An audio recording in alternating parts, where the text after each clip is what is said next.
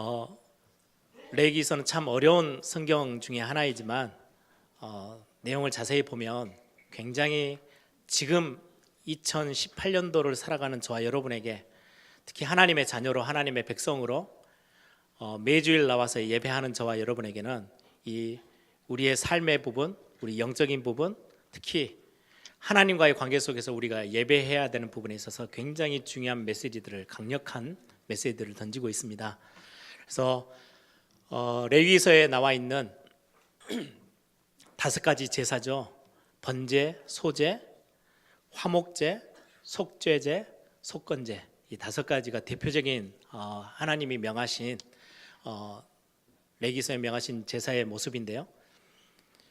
레위기서가 언제쯤 쓰여졌는지, 어떤 상황 속에서 이 말씀을 하나님이 주셨는지를 알면 굉장히 저와 여러분이 이해가 좀 빠를 수 있습니다. 이스라엘 백성들이 애굽에서 종노릇하고 있을 때에 그들의 삶을 한번 예상을 해보세요.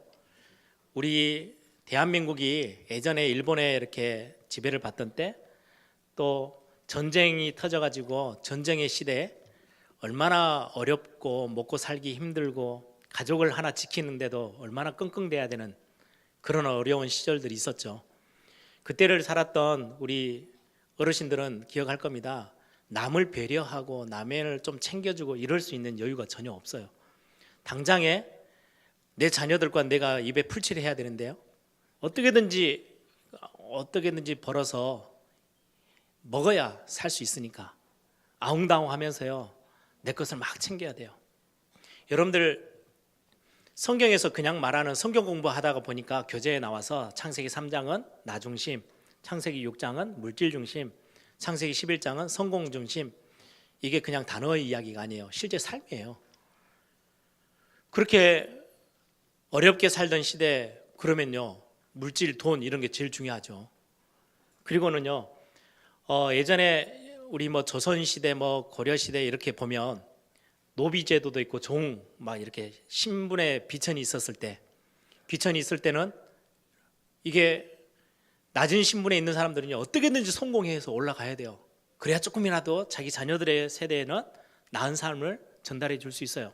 안 그러면은요, 그것 가지고 성공 때문에 몸부림치지 않으면 평생 그냥 노비로 살아야 되고 종으로 살아야 돼요. 이스라엘 백성들이 딱 그 상황이에요. 노예로 산다라는 거는요, 비참한 삶이거든요. 자기를 생각할 수밖에 없어요. 남을 배려할 수 있는 여유가 전혀 없어요. 나 중심의 삶을 살아가야 돼요. 그 창세기 3장 문제가요, 그대로 노출되어 있고 그대로 거기에 살아갈 수밖에 없는 이스라엘 백성들의 모습. 그러다 보니까요, 눈에 보여지는 돈, 물질, 여기에 중심이 될 수밖에 없어요. 그리고 창세기 11장에 있는 성공, 한 걸음이라도 더, 한 발이라도 더 뛰어서요, 위로 올라가야 돼요. 그래야 조금이라도 더 나은 삶을 살 수 있어요. 완전 거기에 잡혀져 있는 삶, 이게 각인되어 있고 뿌리 내려져 있고 체질되어 있는 삶을 가지고, 종노릇하던 삶을 가지고요, 하나님이 은혜로 구원은 받았어요. 애굽에서 빠져나왔어요. 홍해를 건너서 자기의 힘으로 홍해를 가르고 간 것도 아니에요. 하나님 은혜로 홍해를 가르고 건너왔어요. 그리고는 가나안 땅 바로 들어가면 주인 노릇을 할 수가 없어요. 주인이 갖고 있어야 될 체질, 각인, 이거 아무것도 없는데요, 생각도 마음도 다 노예 수준밖에 안 되는데요.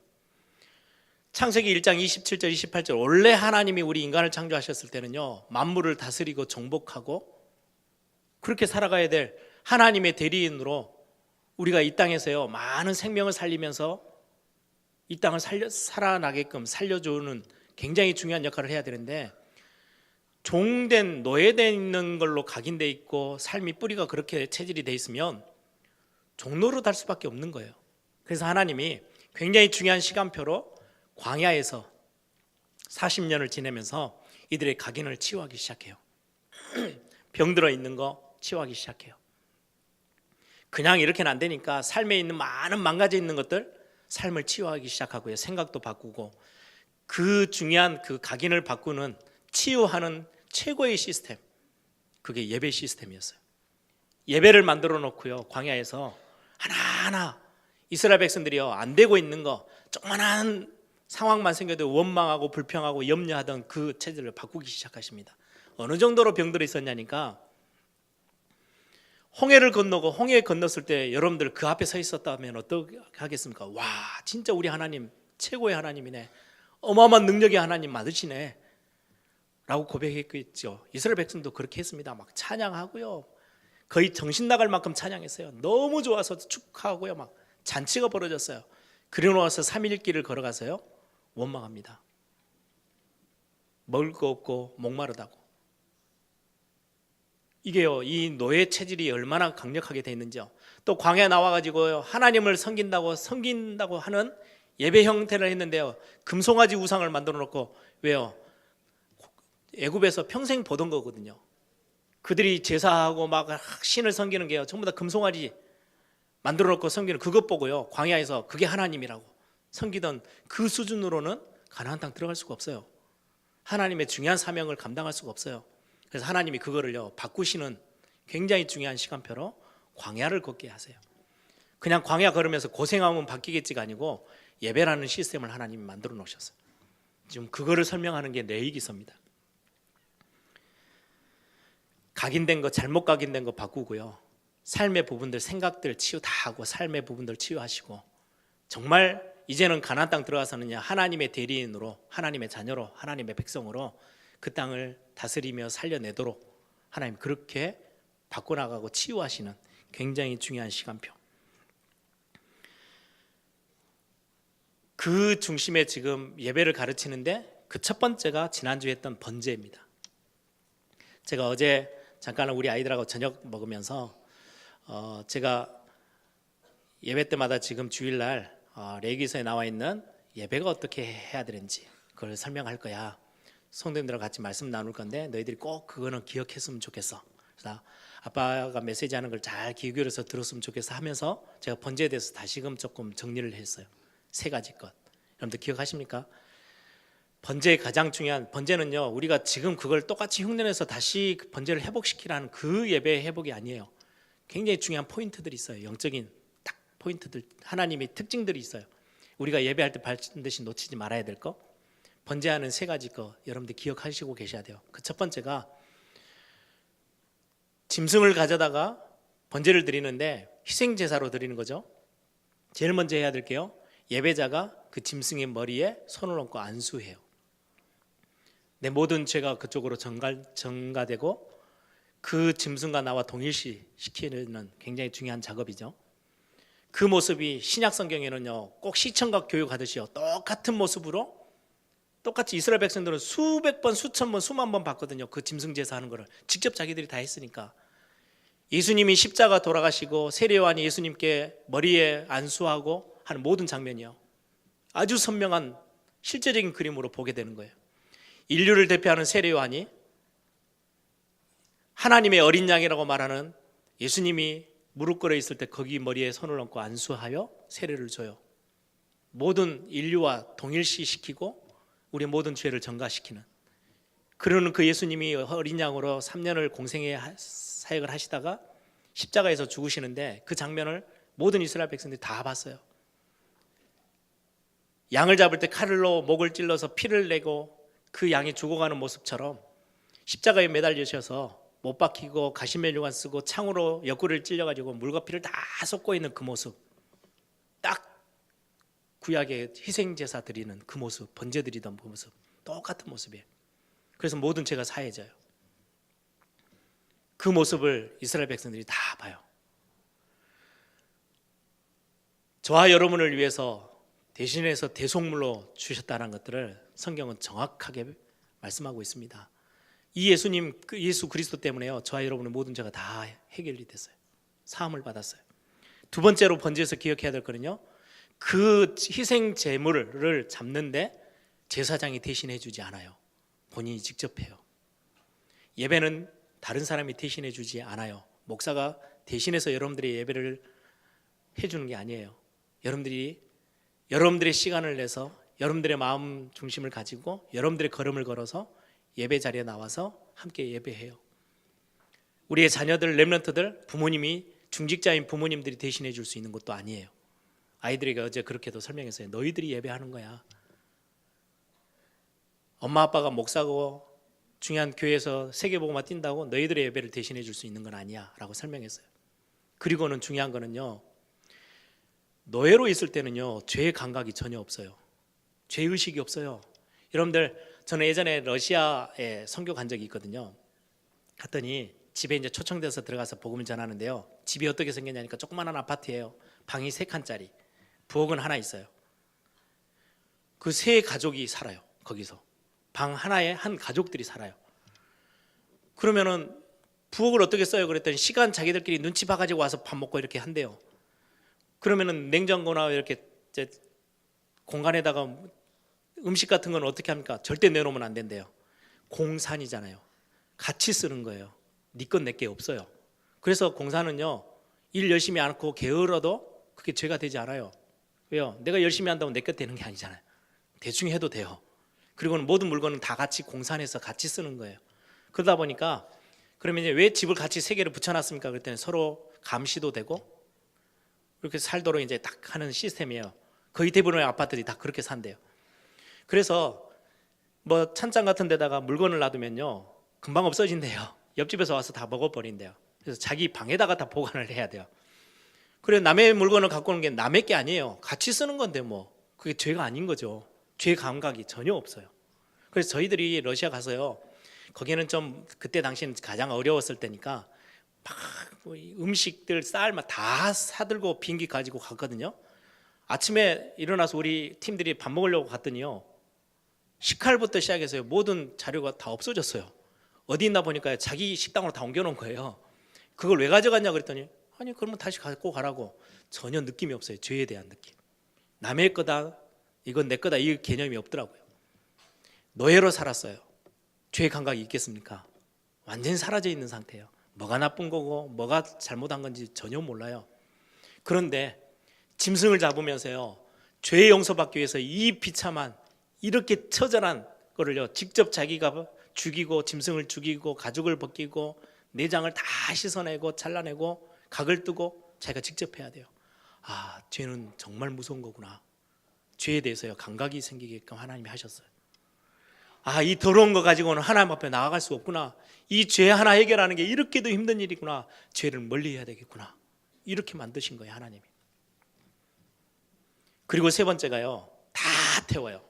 가죽만 남겨놓고 싹 다 태워요. 누구 한 사람이 그걸 고기를 먹는 거 없어요. 번제는 다 태우는 거예요. 예배로 나올 때 우리의 모든 것들을 남김없이 하나님 앞에 중심, 우리의 마음 다 전체를 들고 와서, 마음은 저 세상에다 두고 예배 시간이 됐네, 교회 가서 잠깐 예배하고 다시 돌아가는 그런 게 아니고요, 하나님이 내 인생의 모든 것 되시는 걸 고백하며 내 전부를 다 드리는 거, 마음, 생각, 중심 다 드리는 게 예배다라는 걸 가르치시는 거예요. 오늘 2장에는요 소제는, 이 소자는요 곡식이에요. 곡식을 갈아서 하나님 앞에 드리는 예배. 그래서 곡식 제사예요. 곡식 예배. 곡식을 드림으로 드리는 특징이 5개, 번제, 소제, 화목제, 속제제, 속건제, 이 5개가 있는데, 유일하게 소제만 피제사가 아니에요. 피를 흘리지 않아요. 짐승을 잡지 않아요. 곡식으로만 드리는 예배예요. 이 소제는 크게 말하면 감사의 예배예요. 무슨 의미냐?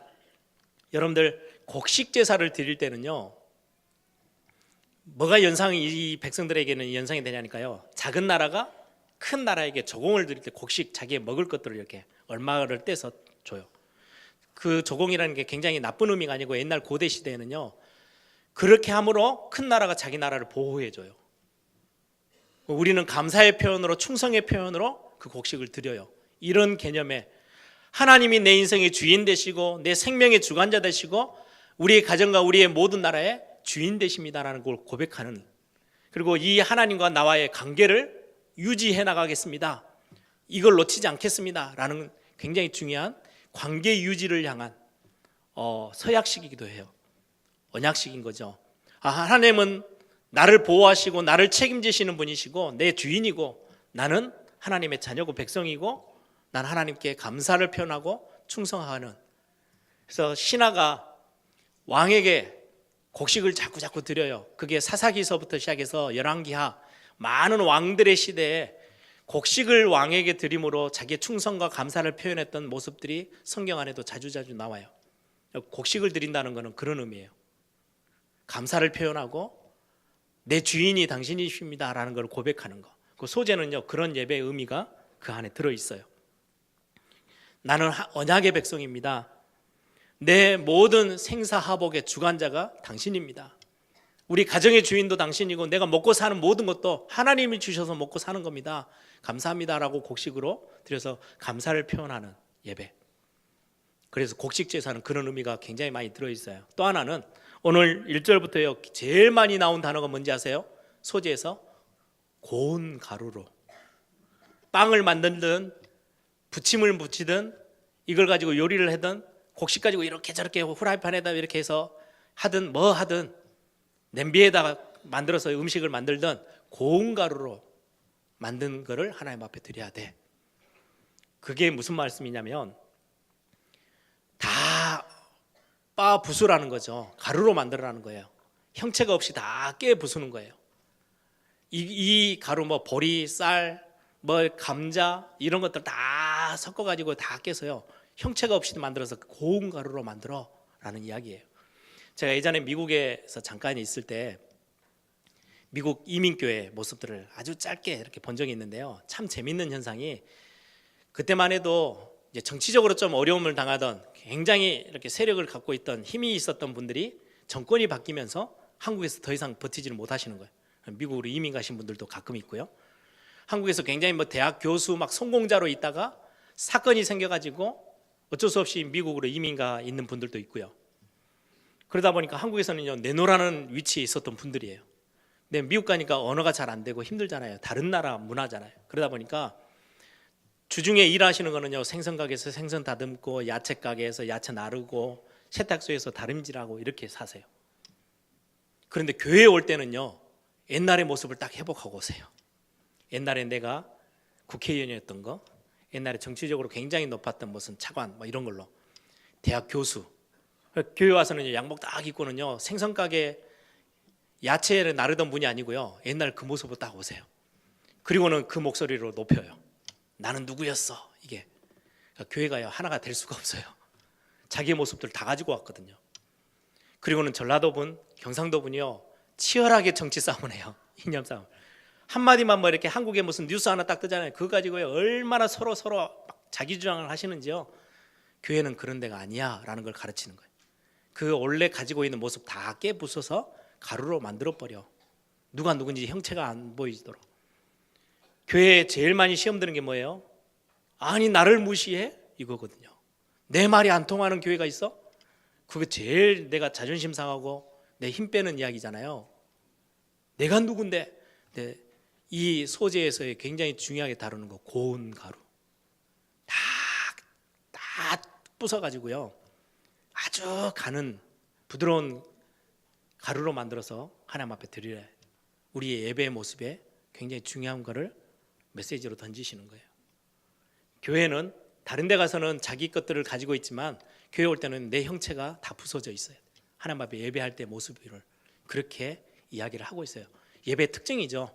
지금 우리 오늘 설교 제목 지금 계속해서 예배를 회복하자. 우리 예배 어떻게 하면 돼요? 라는 질문이에요. 하나님 앞에 감사의 표현으로 하는 게 예배야. 하나님 앞에 나올 때는 내 원래 갖고 있는 이렇게 못하고 저렇게 못하고 내 생각, 내 주장, 내 고집 이런 걸 다 깨부수고 형체도 없게 만들어서 고운 가루로 드리는 예배. 그게 예배야 라고 가르쳐 주시는 거예요. 이 소재는요 특징이 혼자는 잘 안 드려요. 무슨 말이냐면은 홀로 소재만 드리는 예배는 거의 없어요. 번제와 함께 번제를 드리거나 희생 제사를 드리고 나서 따라 붙는 제사예요. 그러면 곡식도 같이 갖고 왔다가 짐승도 가지고 오고 곡식도 갖고 왔다가 짐승을 먼저 드리고 번제를 드리든지 화목제를 드리든지 속죄제 속건제를 드리고 나서 뒤따르는 제사예요. 다른 거하고 같이 붙어 있어요. 그냥 감사가 그냥 나오는 게 아닌 거죠. 교회 왔더니 야 내가 이번 주에 참 많은 응답을 받아서 감사합니다 이게 아니고요. 구원의 축복, 우리 죄의 용서와 함께 하나님의 은혜 앞에 거기에서 따라오는 감사를 가지고 하나님 앞에 예배해라 라는 굉장히 중요한 의미가 있어요. 그래서 이 소제는요, 따로 드린 적이 거의 없어요. 희생 제사와 함께 같이 있어요.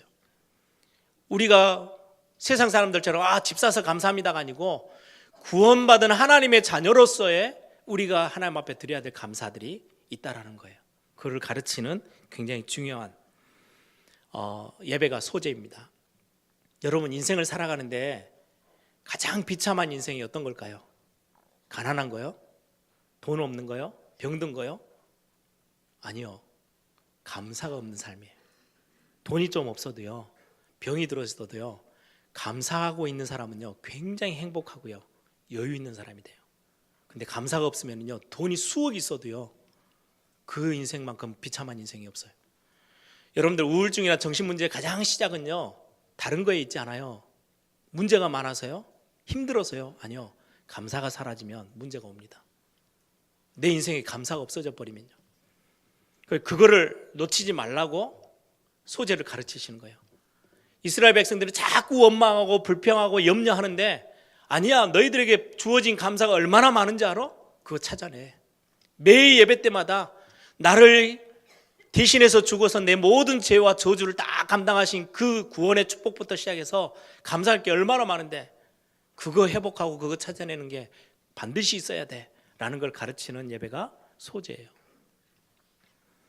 그래서 이런 부분들, 구원받은 자의 믿음의 고백과 삶의 표현과 감사의 표현들, 이런 것들을 가르치는 예배가 소제라는 예배입니다. 양식을 내가 먹고 사는 문제도 해결됐고, 그것뿐만 아니에요. 그것도 감사한 일인데, 내 모든 죄와 저주의 문제 다 해결하고 내가 하나님의 백성으로, 참된 백성으로, 하나님의 자녀로 이 자리에 서게 된 거 너무 감사하구나, 이거 알게 하시는 게 소제의 굉장히 중요한 특징입니다. 그래서 시편 103편 2절에 다윗은 그렇게 고백해요. 내 영혼아 여호와를 송축하며 그의 모든 은택을 잊지 말지어다. 하나님에게 은혜 받은 거, 하나님이 베푸신 거 잊지 마. 그 안에서 나오는 감사 반드시 있어야 돼. 그렇게 가르치는 게 성경의 중요한 메시지입니다. 그러면 두 번째로, 이 소제에서 꼭 해야 될 게 있어요. 놓치지 말아야 될 거. 오늘 성경에서 지시하고 있는 게 있어요. 오늘 5절에 11절에 보면 그렇게 이야기합니다. 소제를 드리는데 철판에 붙인 것으로 소제의 예물을 드리려거든 고운 가루에 누룩을 넣지 말라. 11절에도 마찬가지예요. 너희가 여호와께 드리는 모든 소제물에는 누룩을 넣지 말지니. 우리는 이 성경을 읽으면 아무 의미가 그렇게 확 다가오지 않아요. 이게 무슨 말이지? 왜 넣지 말라는 거지? 누룩이라는 거는 빵을 구울 때 빵이 굉장히 이렇게 보기 좋고 맛있게 만들기 위해서 이스트 같은 걸 넣잖아요. 그걸 넣지 말라는 거예요. 그러면 아예 그냥 딱 밀가루나 이런 걸로만, 가루로만 만든 빵이 되기 때문에 맛이 별로 없어요. 탁탁하고. 근데 그 이스트를 넣지 말래요. 근데 이스라엘 백성들은요 굉장히 빠르게 이해되는 하나의 장면이 생각이 나요. 누룩을 넣지 마라고 했을 때, 하나님이 소제를 드리러 갈 때는 이 곡식 고운 가루로 빵도 만들고 뭔가를 만들어서 하나님 앞에 가져가는데 누룩은 넣지 마라고 했을 때 제일 먼저 생각나는 게 언제겠어요? 유월절 때예요. 지금 레위기서에서 예배를 같이 가르치는 그 시기가 유월절을 지내고 홍해바다를 건너서 지금 광야에 나온 지요 2년도 채 되지 않았어요. 얼마 전인 거죠. 이스라엘 백성들은 금방 이해되는 이야기예요. 유월절을 통과할 때 애굽을 빠져나가서 홍해 건너서 광야로 나가야 되는 가나안 땅 가야 되는데, 하나님이 제일 먼저 이야기하신 게 있어요. 유월절을, 그래서 유월절이 끝난 다음에 일주일을요 무교절로 지켜요. 무교절이라는 말은요 무교병을 먹는 거거든요. 누룩 넣지 않는 빵을 만들어서 그걸 딱 만들어서 가지고 나가는 거예요. 무엇을 이야기합니까? 누룩을 넣지 마라고 했을 때는요, 내가 그때 유월절 완전히 재앙 속에 있었던, 아무리 몸부림쳐도 내 자녀가 노예에서 빠져나오지 못하고 우리 가정이 그 노예라는 종노릇 하는 것에서 절대 나올 수 없는 그 삶에서 나를 구원하신 거, 구원의 감격, 그거 가지고 기억하며 하나님 앞에 나오라는 이야기예요. 여러분들 어떻습니까? 우리 하나님의 이 구원의 은총 속에 저와 여러분이 그리스도의 비밀을 몰랐다면 지금도 이사해야 되는데요, 선 없는 날 점쟁이한테 가서 날 받으러 다녀야 돼요. 여러분들 조상 제사하는 거 한 명이라도 빼뜨리면 안 돼요. 큰일 나요. 재앙 와요. 벌벌벌벌 떨어요. 연초가 되면요, 수많은 사람들이 장난이든 진심이든 가서 부적 만들어 가지고요, 온몸 구석에다가 벽에 밑에다 다 집어넣고 살아야 돼요. 왜요? 혹시라도 해코지 당하면 안 되니까 벌벌벌 떨면서 살아요. 그런데 하나님이 저와 여러분을 거기서 완전 해방시키셨어요. 구원의 축복, 구원의 감격, 이거 잊어버리고 오면 안 돼. 누룩을 넣지는 말라는 거는요, 무교병을 만들라는 말인데요, 그 무교절, 유월절, 너희들이 해방되어졌을 때에, 그 구원받았을 때 그 시간표 잊지 말고 기억하고 있어야 돼. 그거 기억하고 그 감격 가지고 그 감사 가지고 하나님 앞에 예배하러 나와 라는 이야기예요. 저와 여러분이 오늘 또 예배하러 나오시면서요, 야, 내가 구원받은 하나님의 자녀야. 나는 하나님의 자녀고 이 구원받음에 하나님이 내게 주신 중요한 하나님의 내 정체성이 하나 있는데, 그거는 하나님이 이 시대에 살리기 위해서 남에게 남겨두신 나는 렘넌트고 생명 살리는 전도자로 나를 이 자리에 부르셔서 너무 감사하네. 그 감사 가지고 예배하러 나오라는 거예요. 잊지 말래요. 또 하나의 이야기가 있어요. 이 구원의 간격들이 있는데 이것들을 절대로 썩혀두지 말고 변질되게 만들지 마라는 의미로요, 오늘 13절에 보니까 모든 소재물에 소금을 쳐라. 소금은요, 썩지 말게 하는 거예요. 변질되지 않대. 소금을 뿌려놓으면요, 이게 썩거나 이렇게 변해서요, 못 먹을 거 버릴 게 되지 않아요. 그래서 그 소재물에다 소금을 반드시 칠해요. 누룩도 넣지 말고 소금을 쳐라. 소금 칠하는 거는요, 썩지 않게 잘 이게 유지되도록 하는 굉장히 중요한 시스템이죠. 저와 여러분이 구원받았을 때 그 첫사랑도 잊지 말고, 영적으로 우리가 받은 축복들을 삶에서 살아가면서 잊어버리지 말고 예배하러 나올 때마다 그거 기억하고 나와. 너희들이 하나님 앞에 첫사랑 받았던 그 어마어마한 구원의 사랑, 이거를 자꾸 우리는 까먹어 버리는데, 그게 변질돼 버리는데, 문제 만나면 또 잊어버리고 또 잊어버리는데, 그렇게 하지 마. 썩도록 놔두지 말고 소금을 뿌려 라고 이야기를 합니다. 근데 이 소금을 뭐라고 이야기하냐니까요, 13절에 보니까 하나님의 언약의 소금, 하나님의 말씀, 하나님이 언약하시고 하나님이 축복하시겠다고 너희들에게 굉장히 중요한 언약을 주셨는데, 그거 변질시키거나 저기서 골마서 썩어도록 그냥 내버려 두지 말고 그거 지켜내고 있어야 돼. 변질시키지 마. 잊어버리면 안 돼. 썩게 놔두면 안 돼. 소금을 뿌려 라고 이야기를 합니다. 마음에 담고 하나님의 말씀을 기억하라는 거죠. 하나님과의 관계 잊지 말고 나와야 돼. 그거 기억하며 나와야 돼. 하나님이 너에게 주신 생명 살리는 굉장히 중요한 사명도 너에게 주셨잖아.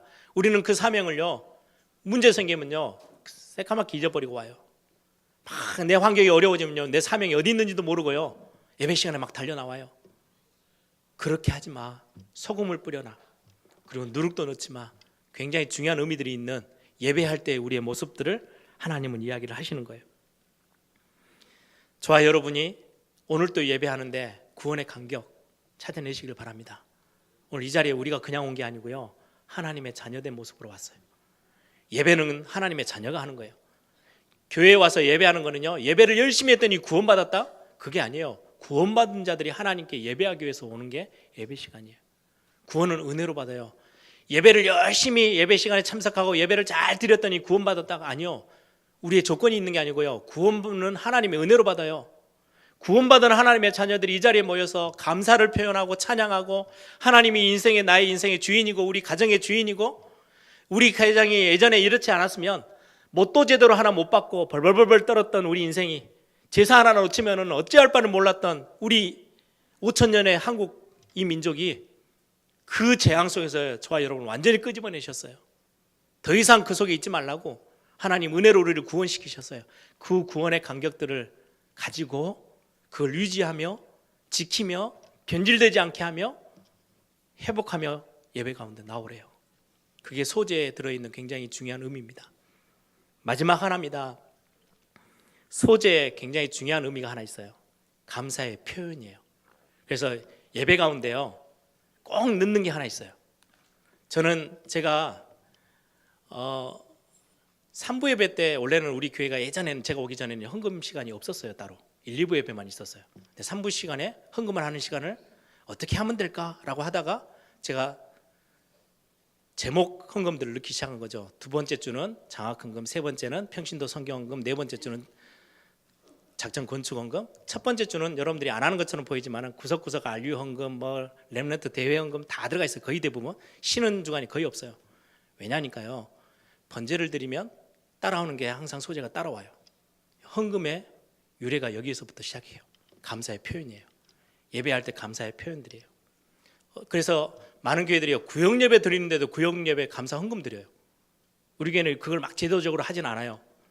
왜요? 예배에는 반드시 감사의 표현이 따라와요. 꼭 헌금이어야 되냐? 그렇지 않기 때문에 굳이 그걸 막 제도화시키고 그렇진 않지만 우리 공예배에서는 헌금을 해야 되겠다라는 생각이 있어서 저희 교회에서는 그렇게 하고 있어요. 헌금의 시간이 예배 가운데 항상 붙어 있어요.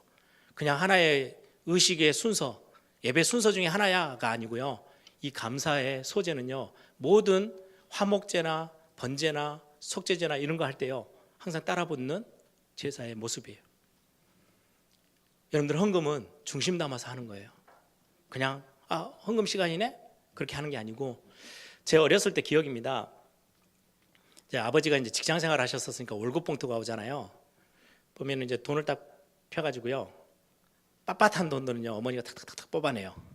그걸 이제 11조 그리고 감사한 거 헌금으로 쓰시는 거예요. 그걸 어렸을 때부터 봤어요. 그리고는 그게 예를 들면 11조를 다 해야 되는데 그게 돈이 다 안 차잖아요. 그러면 이제 다림질도 하는 것도 할머니가 막 다림질 돈을 그래서 빳빳하게 만들어가지고 헌금으로 쓰시는 거죠. 지금도 제가 버릇이, 그게 이제 제 신앙이 좋다 이게 아니고 어렸을 때부터 보고 배운 것 같아요. 그게 그냥 입력이 된 거죠. 지금도 제가 어디서 이렇게 가게에서 뭐 하다가 딱 빳빳한 돈이 나오잖아요. 이건 헌금으로 써야 돼. 따로 보관해요. 이게 그냥 버릇이에요. 굉장히 이렇게 새 돈이나 뭐 이렇게 생기면, 그래서 제 와이프한테도 제가 자주 이야기합니다. 아이들 헌금하는 거 꼭 은행 가서 신권으로 좀 바꿔놔도, 그걸 바꿔가지고 이제 신권으로 깨끗한 돈으로, 왜냐면 그거는 그렇게 하면 굉장히 거룩하게 보여 이게 아니고요, 그냥 어릴 때부터 참 부모님이 헌금을 이렇게 소중하게 생각해서 굉장히 중심 담아서 하는구나, 헌금은 저렇게 하는 거구나, 이걸 그냥 보고 배운 것 같아요. 지금도 저도 굉장히 빳빳한 지폐 딱 보이면요, 이건 헌금으로 써야 되겠네 라고요, 제가 지갑에 넣지 않고, 지갑에 넣으면 또 찌그러지잖아요. 굽혀지니까 따로 보관할 때가 참 많아요. 요즘은 뭐 그런 거를 가르치고 배울 수 있는 상황이 아니잖아요. 거의 대부분 다 돈을 쓰는 것보다는 카드를 쓰고 막 이렇게 할 때가 더 많으니까. 근데 부모님을 통해서 헌금은 참 소중하게 하는 거, 그렇게 배운 것 같아요. 얼마 전인가요, 제 와이프가 저를 보면서 좀 이상한 게 하나 있대요. 특징이 그 뭔데 그랬더니 굉장히 헌금하는 거를 즐겁게 생각하면서 한대요. 그렇게 어렸을 때부터 그냥 그렇게 된 것 같다고 제가 그렇게 설명을 했어요. 저는 헌금하는 게 너무 감사하고 즐거워요. 그냥 제가 이거를 하나님 앞에, 안 그래도 은혜로 사는 제가 이거를 헌금을 할 수 있다는 그게 얼마나 감사한지요. 그래서 저는 헌금을 하는 데 있어서는 주저할 게 하나도 없어요. 이번 주 헌금이네, 제가 깜빡할 때는 몰라도 제가 다 챙겨요.